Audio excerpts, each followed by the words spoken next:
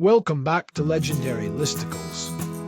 I'm the Legendary Lister, and today we're diving into the absolute wildest employment record of the 19th century. If you think your co-workers are animals, just wait until you meet Jack. Our story begins in 1877 in the rugged, sweeping landscape of the Cape Government Railways in South Africa. Meet James Wide. James was a railway guard, and by all accounts he was fantastic at his job. But James had a fatal flaw. He was a massive show-off. He earned the nickname Jumper because he loved to entertain the passengers by literally leaping between moving train cars. The crowds loved it. It was the 1870s equivalent of an extreme sport, and James thrived on the adrenaline. But the law of averages catches up to everyone. One rainy afternoon, James misjudged a jump.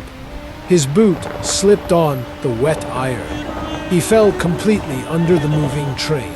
It was a horrific accident, and James tragically lost both of his legs. For most men in the 19th century, this was a death sentence for their career. No legs meant no physical labor, and no labor meant starving. But James White was stubbornly independent. He refused to become a beggar. He got to work carving himself two heavy wooden peg legs. He also built a small, hand-pumped wooden trolley that he could use to roll himself down the train tracks to the signal station. The Cape Railway actually let him keep his job as a signalman. But the reality was brutal.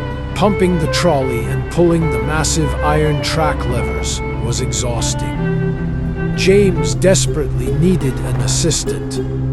One weekend, he rolled himself down to the bustling local marketplace in Uitenhage to see if he could hire some cheap help. Instead of a person, he saw a massive Chacma baboon acting as a literal tow beast, expertly leading a heavy ox-drawn wagon through the crowd. James was mesmerized.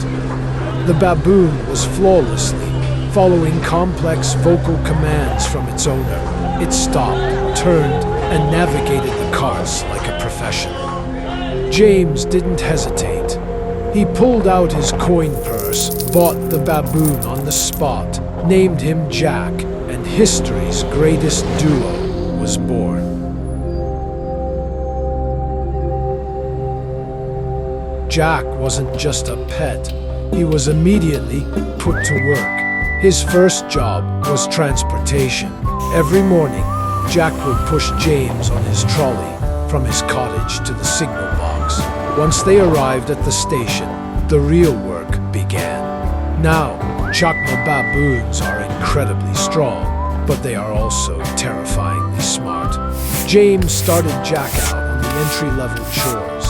Jack learned how to sweep the station platform, clear away the brush, and take out the trash. He even learned how to manage the station's coal sheds. When a train driver needed coal, Jack would literally unhook the keys and toss them to the driver. But sweeping wasn't enough to stimulate Jack's brain. He started watching James operate the complex row of heavy iron signal levers that switched the train tracks.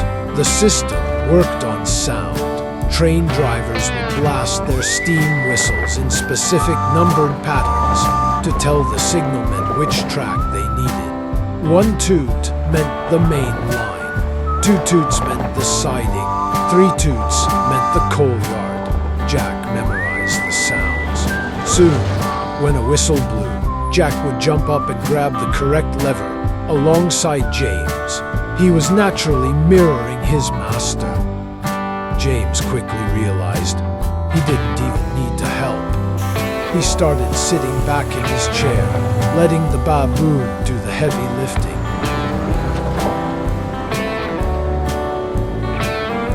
Within a few months, Jack was running the show. A train would approach, blast its whistle, and Jack would instantly throw his body weight into the exact right lever.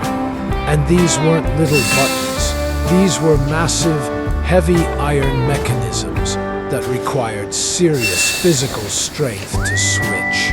But here is the craziest part. Jack didn't just blindly pull levers like a trained circus animal.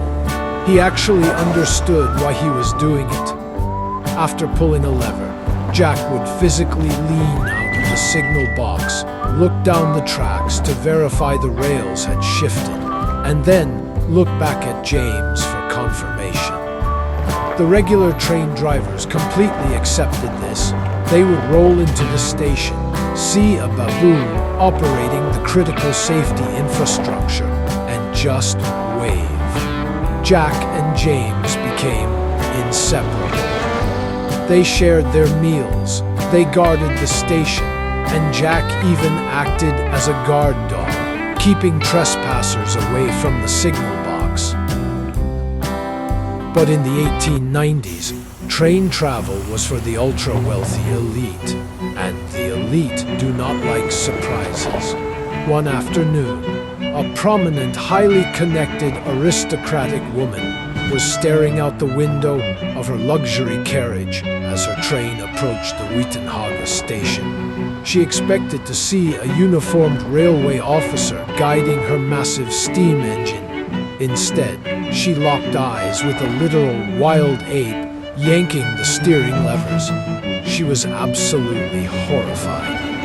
She thought the train had been hijacked by wildlife, or that she was about to be derailed into a ravine. As soon as she reached her destination, she furiously drafted a scathing letter to the Cape Government Railway authorities in Cape Town.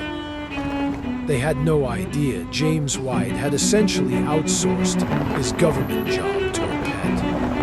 Outraged and terrified of a massive lawsuit, a team of high-ranking inspectors immediately boarded a train to Wittenhagen with one singular mission: fire James White. When the executives arrived in their tailored suits, James knew his life was over. If he lost this job, he had nothing. He begged them to wait. He pleaded with them not to fire him until they saw Jack work. He claimed the baboon was a trained, infallible professional.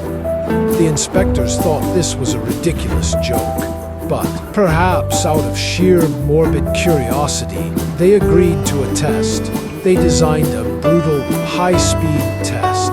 They ordered a train driver to barrel toward the station and blow rapid, complicated, constantly changing whistle signals. The train came screaming in. The whistle blasted erratic combinations. It was meant to confuse the animal and prove James was crazy.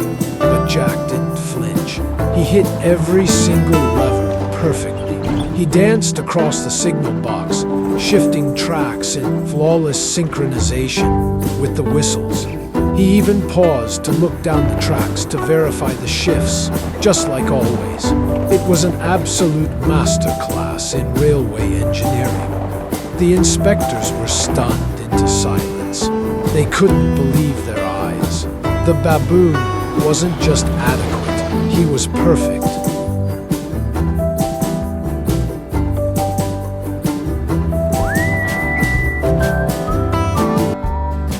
Instead of firing James, the executives did something that will probably never happen again in the history of the world. They officially hired Jack. They assigned him an actual government employment number and put him on the payroll.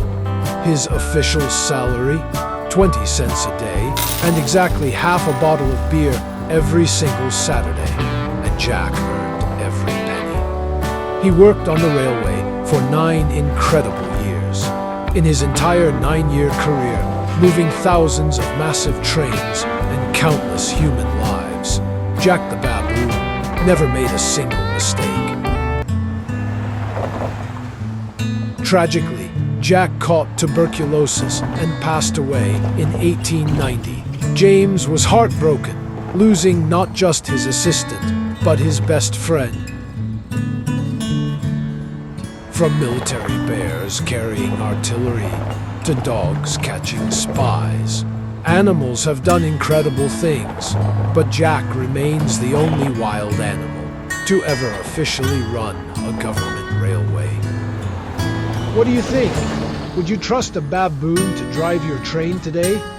Let me know in the comments. Hit that subscribe button for more crazy history, and as always, stay legendary.